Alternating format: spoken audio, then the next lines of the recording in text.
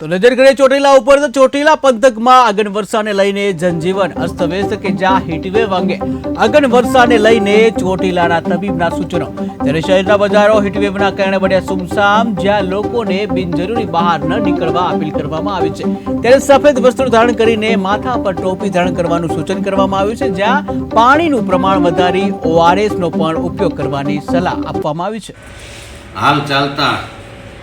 Heatwave અનુસંધાને જાહેર જનતાને જણાવવા માટેનો હું એક મેડિકલ ઓફિસર તરીકે સંદેશ આપું છું કે હીટવેવથી બચવા માટે લોકોએ નીચે પ્રમાણેના ઉપાય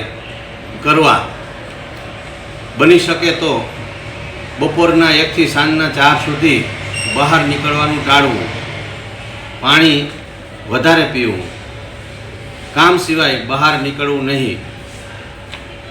લીંબુ શરબત, શેરડીનો રસ, જ્યુસ કે અન્ય પ્રવાહી જરૂર જણાય તરત પી લેવા અને જેટલું બને તેટલું પ્રવાહી વધારે પીવું। સફેદ કલરના અથવા તો એકદમ લાઇટ કલરના કપડાં પહેરવા, માથે સફેદ ટોપી પહેરવી,